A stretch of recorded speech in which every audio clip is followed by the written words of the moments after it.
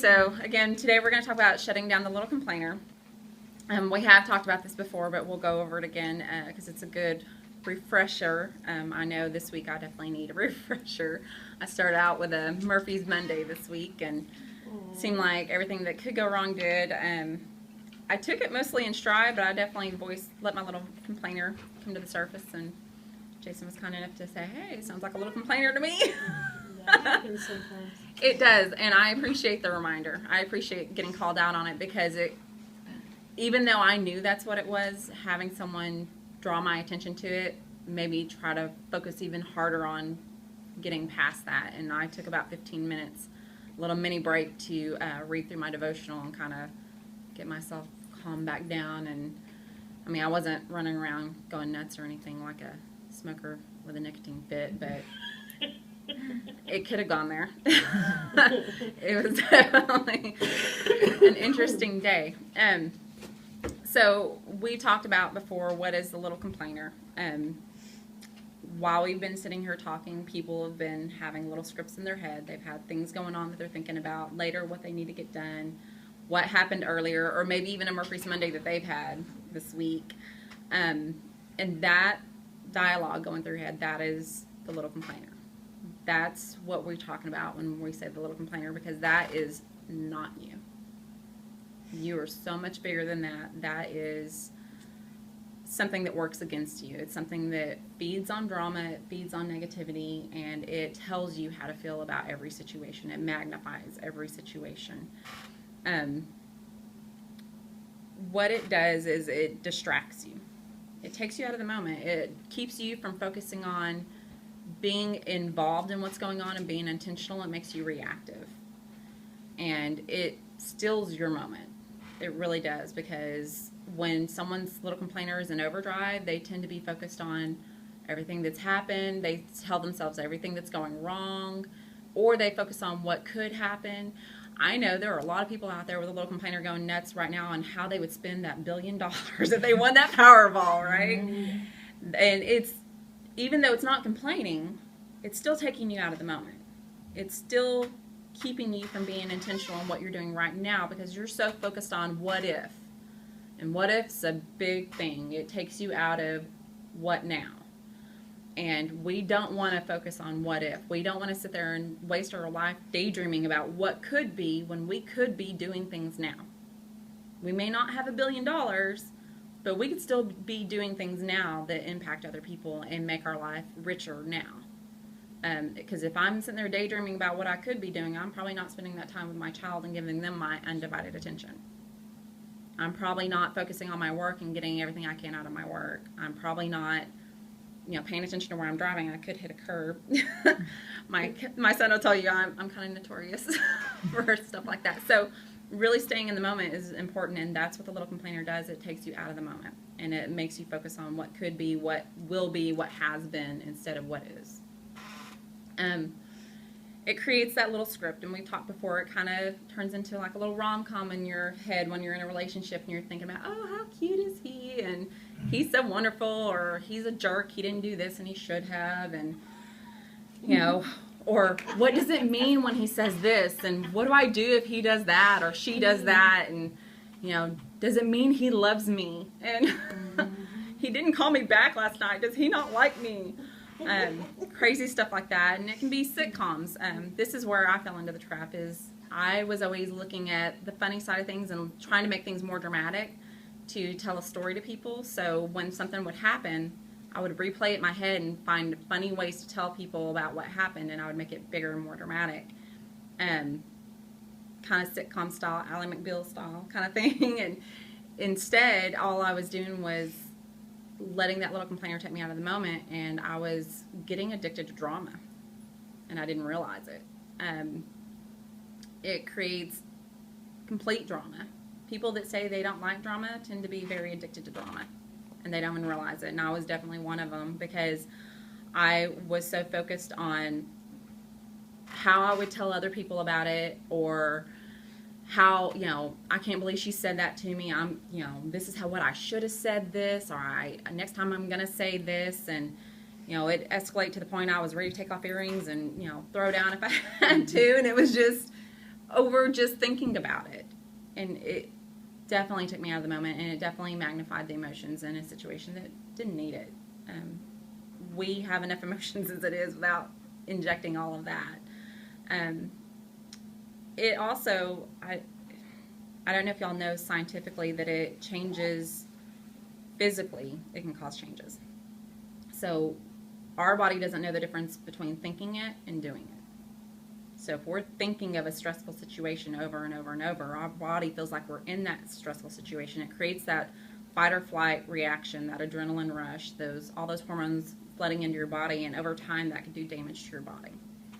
And that's why you see people that are addicted to drama, they age faster, they have a lot of illness, they're always sick, they're always run down, they're always tired. It's because their body is being flooded constantly with all those hormones that high blood pressure. And yeah, we talked about what stress does to your body. It hurts your heart, it hurts your everything. It runs your whole system down eventually, and it causes like a list of things that you could find on the back of a prescription as a warning.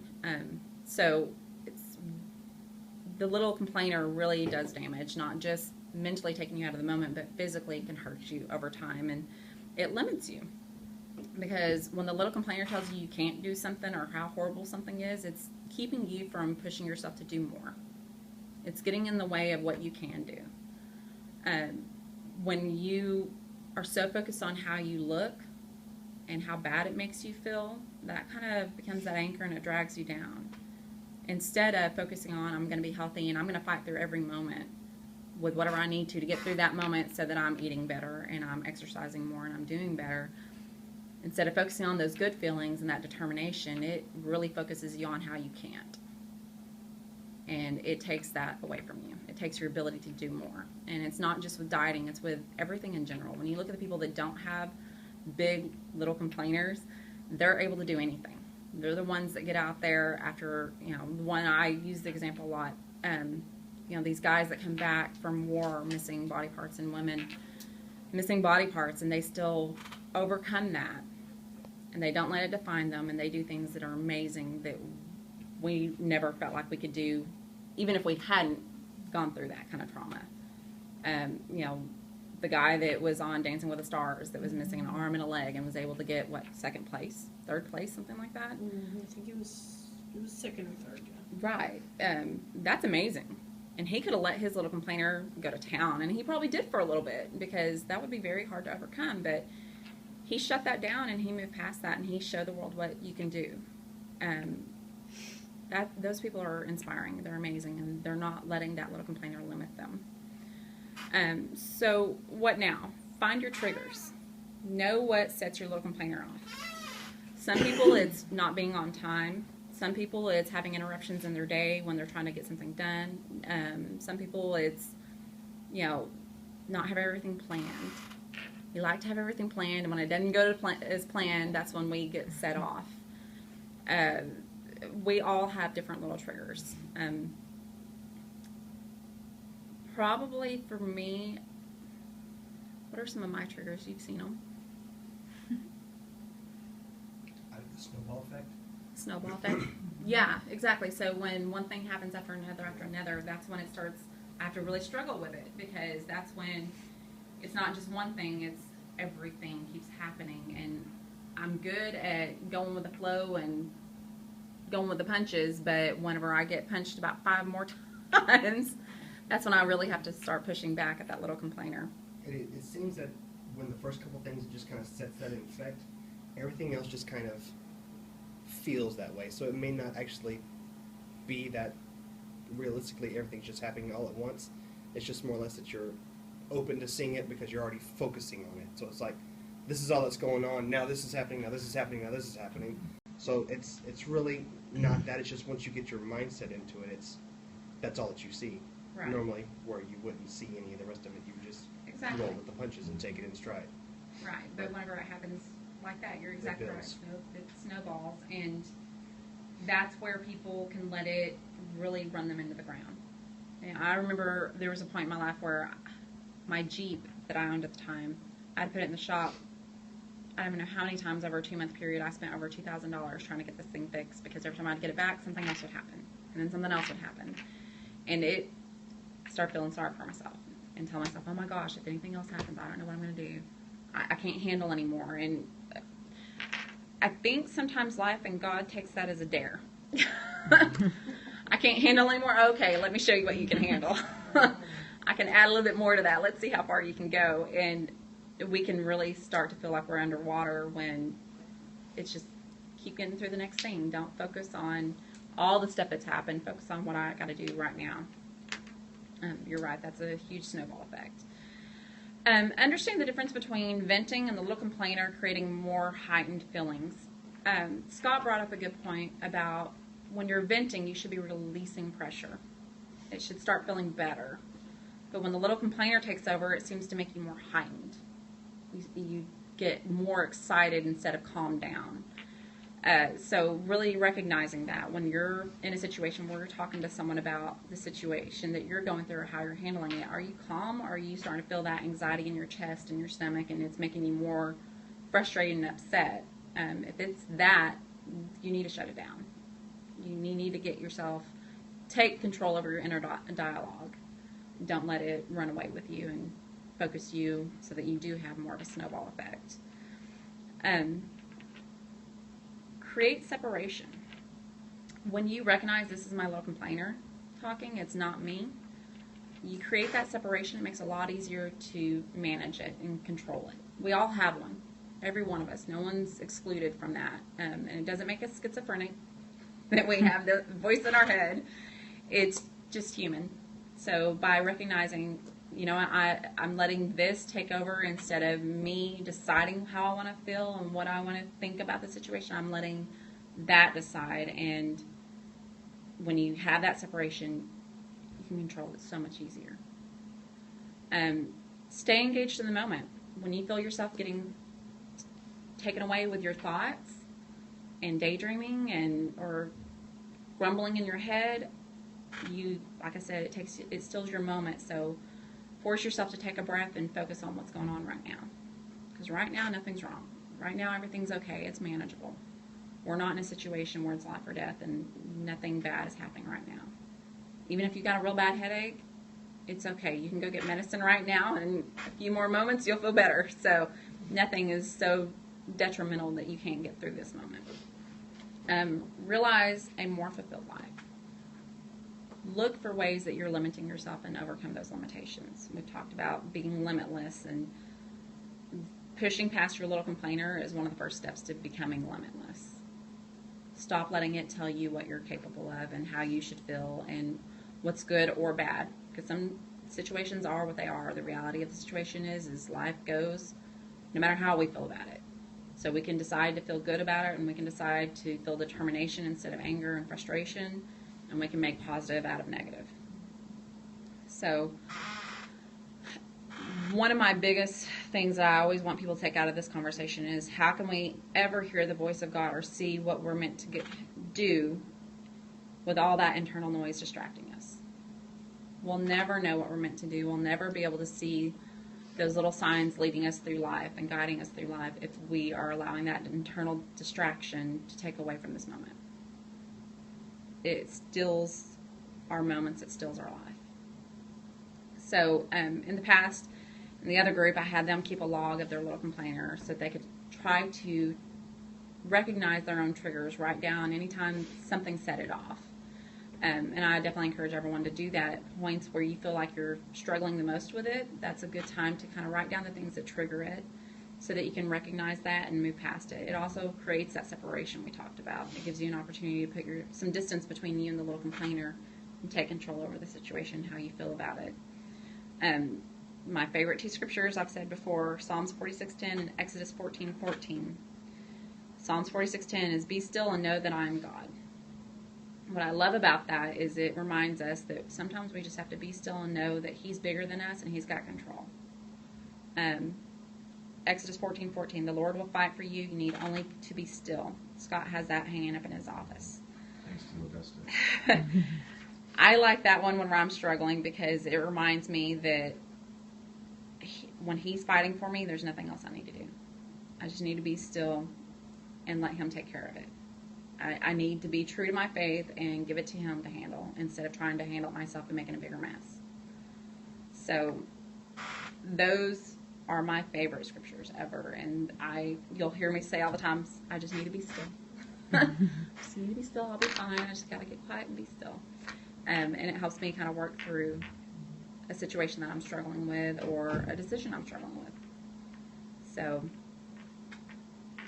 tell me stuff. Tell me something. What's going on with everybody else? Has anyone else been struggling with their little complainer this week? Well, I have. My head's killing me because I'm stopped up in congestion, and it just seems like everything kind of snowballs into it. It's like, Go golly, get you what else some- could happen? Go get you some Alka-Seltzer cold and cough. I It's have the been. only thing that I've clears been on, me up. I've been on all kinds of medicine, but it's just like, wake up in the morning, it's like, it just won't go away, and it kind of sets the tone for the day, and then you've got to stop and put yourself away from that. It's like, no, I only feel this way because I don't feel good, so this is taking effect on my interactions with everybody else. So realizing that That's a huge trigger when you don't feel good. Mhm. That's definitely one of my big ones. And when I'm tired or hungry, that's when I have a Right. Snickers moment and I turn into a huge diva. So, yeah, being sick, that's a hard one to fight through because you're more vulnerable to Right. all of that. And it's so easy to let it drag you down and keep you from being in the moment because it's almost like it's an excuse almost to just kind of wallow in it. And some of us are worse than others about that. So, it's good that you're at least seeing it and trying to not let it, like you said, affect your interactions with others. It's good. Anybody else? Well, I feel your pain. It sounds like that last week. It sounds like an infirmary in our office. This week. No, I mean, really, I was like that. It started at the beginning of the week. By Thursday, I was feeling pretty rough. By Friday, I was dragging, but I was taking allergy medicine. Nothing was phasing me. Ended up going and getting some Alka-Seltzer cold and cough, and Cleared it. yeah, took some the daytime Friday afternoon, took some nighttime, woke up Saturday, and all that pressure in my head, it was gone. You know, so just got to find that right medicine. But yeah, I feel you.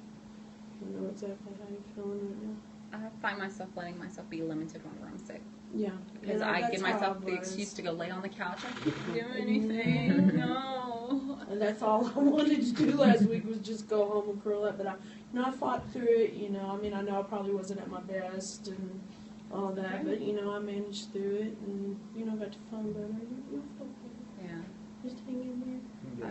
Yeah. And it's true though. God don't ever give you that one. You can have it. Yeah. My mama tells me that all the time, and she's so right. You know, it makes you stronger. It does. You know. I've noticed though whenever I'm having one of those moments and someone like my husband or somebody is like, well, I need you to do this, and you're like, and they're like, are you really that sick? I'm like, dadgummit, and you know, all of a sudden I can do it, I get it done, and then I'm like, okay, maybe I wasn't as sick as I thought. that flight or fight Yeah. comes in, you know, when you Yeah. just get up and you get through You it. just gotta make her mad, and she'll do it. It's true about anything. I get mad enough I can do anything. Right. But also, whenever I stop letting that little complainer tell me how bad it is and I just power through it, I find that, you know, I could do it just as good as if I wasn't sick. It's just a matter of letting myself believe that and just doing it and not listening to that little complainer, doing it anyways. So, usually have a testimony for us, Scott. You got anything on this one? Yeah, I mean, I've always got lots of testimonies. So let me think. So the first thing that pops to mind is when you were talking about the big lottery. And I heard a statistic this morning that I think speaks a lot to this. And they said your chances of actually becoming a self-made billionaire are much higher than winning. Mhm. And I thought, that's really interesting context because as far as this is concerned and everything we're talking about in leadership and that type of stuff, it's removing those what ifs. Man, what if I just won that? What if I just did this? Danielle and I used to, on occasion when the jackpots would get large, would play the lottery. Or we would go out and do, you know, whatever the case may be. We'll use lottery as this example. And what I found to be interesting is that for that week until the drawing came up was the most distracted week ever. We would sit around and dream about it. We would sit and talk about it. What if this? What if that? And for that whole week, we were totally disconnected from our families. We were totally disconnected from reality. And then the numbers come and you get depressed, like you had a chance at it anyway. And then you just go and do it all over to yourself again, over and over and over. So we don't do that anymore. But at much to this point, that little complainer in your head, it can be positive and negative. And then the other thing that I found was an interesting testimony was when Danielle and I went through Freedom Ministries at one of the local churches. One of the very first things that they said for folks like myself that didn't necessarily believe that you could hear God's voice. And they ask everybody, how many of you here think that you feel you can hear the enemy talking to you and encouraging you to do stuff you probably shouldn't be doing? Everybody's like, oh yeah, boy, the devil talked me into this. Everybody's got these testimonies, and their point was, you're just tuned into the wrong radio. You're just listening to the wrong voice. God will talk to you just as much as the enemy does, and so that's why I think this class is so powerful, because it really gets us paying attention to, what am I hearing? Is this God warning me about something, or is this the enemy trying to get me distracted and trying to get us off topic? And then the other, I guess the final interesting that kind of sums it all up, Harvard did the longest running study, human study in history. They started with 15-year-olds back in the 30s. Anyway, the 15-year-olds that were part of the study are now in their 90s. And they're surveying them. And the whole purpose of the study, and unfortunately they didn't go into the faith aspects of things. I think that would have shined some interesting light. But it was what makes people happy. And over those 75 years, they looked at people that went from the bottom rungs of the social economic scale to the top, and people from the top to the bottom, and everybody in between. And what they found out is that the people that lived the longest were the healthiest, and at the end of their life had the best retrospect over their life in general were people that had good relationships, and people that had long-lasting relationships and good relationships. And so I guess more than anything, what this teaches us is how to be somebody that people like to be around. Because people that use their tongue to talk about the sitcoms, whatever these complainers are, the dramas, if you're always the one venting, if you're always the one being negative, if you're always the one that's not bringing positive to the table, nobody wants to be around you. And you can see that these folks have in their wake a trail of ruined relationships, a trail of job hopping, a trail of financial issues, of illnesses and those types of things. And not that we necessarily want to avoid, but those are folks that we want to encourage to use their tongue for positive. And so that is my third and final testimony. Well, I love that last part because I talked to my son this week about pay attention to how you're talking to everyone else. If you're constantly the one complaining and being negative about everything, you're not refreshing anyone. And do you want to be that person that no one wants to be around, or do you want to be that person that's always putting good into other people? Because you've got to decide now who you want to be, who you want other people to see you as. And Right. You should always want to refresh other people and put good into their lives, not take the good out. So look for opportunities to be positive and that kind of thing. And that, it's hard to be positive if your little complainer is taking control. If it's the one in control and it's driving you, you're probably going to hit a lot of curbs and a lot of negativity in your life. And you're going to find that the energy you're putting out into the world is the energy you're getting back from the world. So it's going to attract that back to you in a very bad way. And if that's what you're putting out. So look for opportunities to shut down that little complainer and be the one that's being intentional about where you go and what you do with other people and how you talk to them and that kind of Was thing. it in this group that we talked about your vibe dictates your tribe? Okay, so that's a perfect example of that. And so you don't have to ask yourself, what kind of person am I? Just look around.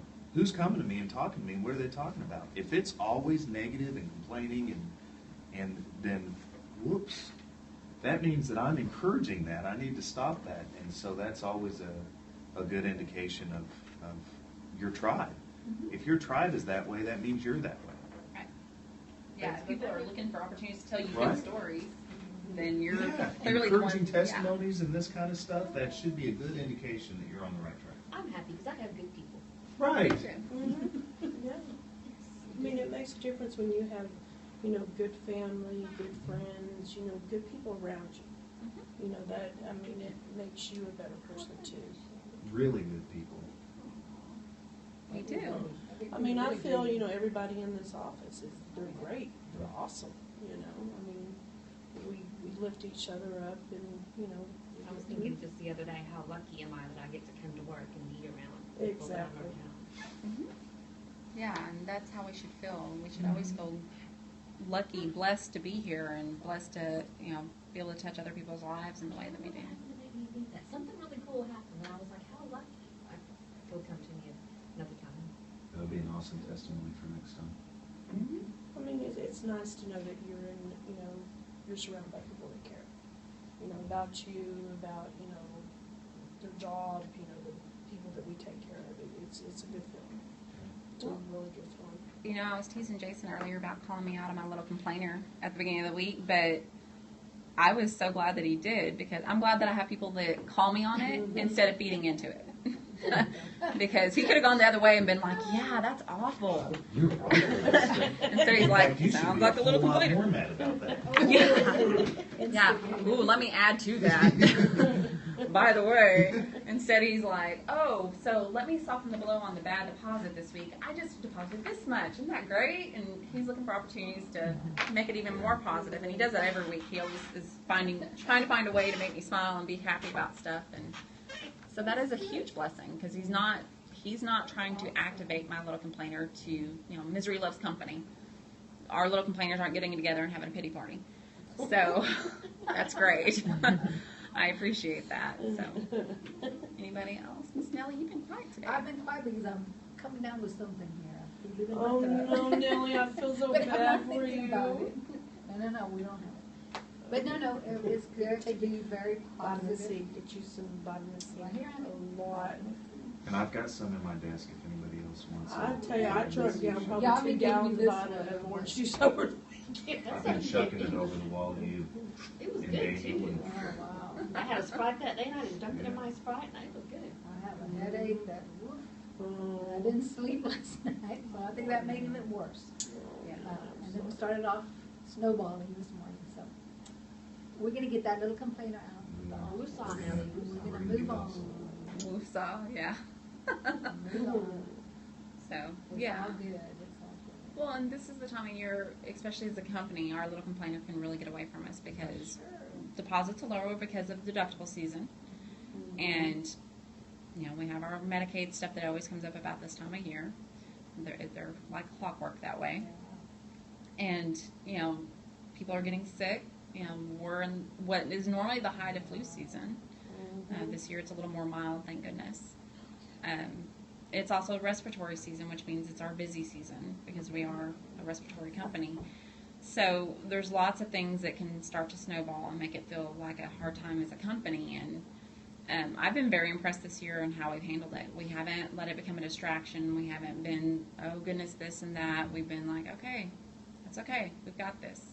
We'll figure this out. It's no problem. We came together as a team and we've talked about things and managed through it. And we don't have this hanging over our heads like a little cloud in the company where everybody's like, oh, don't smile too much. You don't want anybody to see you smiling. We've got a low deposit week. Everybody's just smiling through it and, being cheerful through it. So that's a good sign that the little complainer isn't taking over as a company either. That we're not allowing it to distract us from our big goals that we're working on and the big things that we're trying to get done. So, anybody else? Okay. So, wish everybody good luck, and good luck to whoever wins that Powerball. No kidding. Hope your little complainer doesn't get out of control with all of that. And we'll see you next week.